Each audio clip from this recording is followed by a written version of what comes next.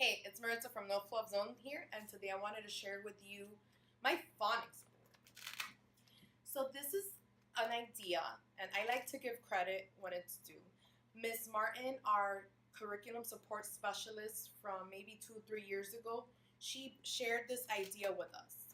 Her idea was the same way except with little post-it notes. So great idea, but this is my second set of making these, so I decided to make them in a way that I know would last me much longer, maybe 5 to 10 years. So I use it during my Teacher Led Center with the foundational skills in conjunction. So there's a section where they have to make the words, so this is what we use to make those words. I've used magnet, the cute little magnet letters before. They did not work for me. They got all over the place. I ended up losing letters. It was very frustrating for me. I also used the little bottle caps, and I went through the trouble of doing that. Things get lost. So what I did was, in this, you open it up, this folder, and you know what letters you're missing. To this day, none of my letters have gone missing. So I've used this board for almost 2 years, and none of the letters have gone missing. So now I'm going to explain to you what I've learned, and hopefully you can learn from my mistakes. First things first, I highly suggest you go and splurge on a good set of sturdy file folders. This is going to take time to make, and I don't want you, my first mistake was I used like the cheap folders, and unfortunately something happened where they got wet and they were ruined. So I suggest you get nice sturdy folders. I bought these at Target. They were pricey. I think they were like $12. I'm not sure, or $8. But I suggest you do that. Now, when you do that, I made my own little cover to it. Later on, finding the PDFs, I did some researching, and this is actually called Making Words folder from the blog Teacher Bits and Bobs. And to me, I feel like they are so generous in providing this as a free resource on their blog. So I'm going to put that in the description below. So what I did first is you get your folder. I made this little cover to it. And what you're going to do is you're going to get a glue stick, obviously, and you're going to glue this in the folder and your cover before you put it to laminate. In our school, we're fortunate that we have a media specialist that she laminates it for us, and this is how it looks once it's laminated. So the next part would be cutting these. I use a guillotine cutter. So first I cut it, and then I laminate it again. I found it to be better because when you laminate and then cut,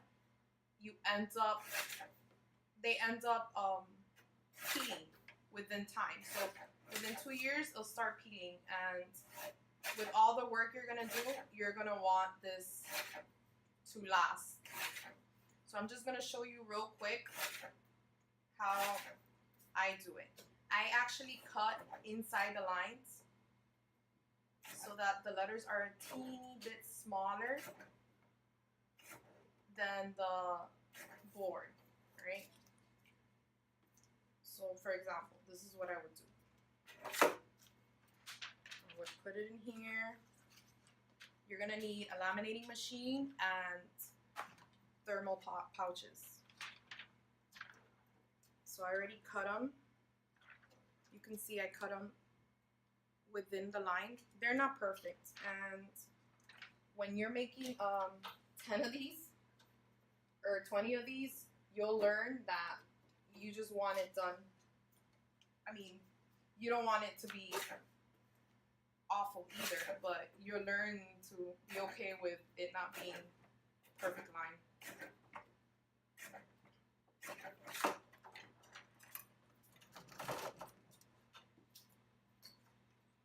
So I'm just going to do an example.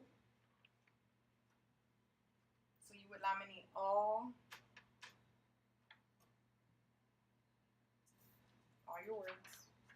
your letters.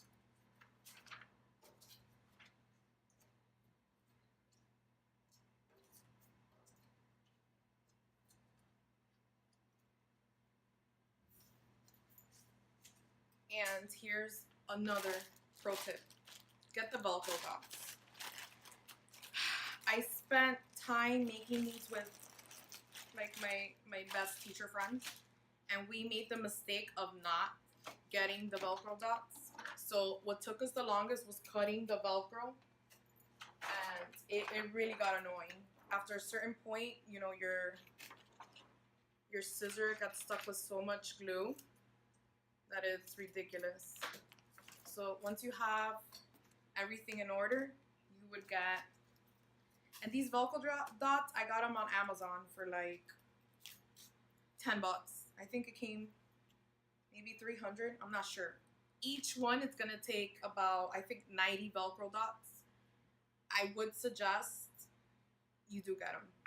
Like I just said, do you really want to cut 90 and then plus times? So if you notice, I'm putting the Velcro dot at the bottom of the letter. So you have to keep in mind that the children still have to match it with the letter. So inside the box at the bottom, right there. And then I would put this also towards the bottom. And then that's it. Another pro tip. To keep everything safe and sound, I put like a little flap here, a little closure.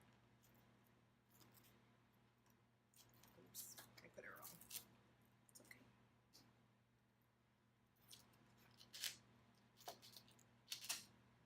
And that's it. That's how you make a phonics board. It should take you maybe 10 minutes once you have all the supplies. But I highly suggest you do it. The kids love it. They love making words with this.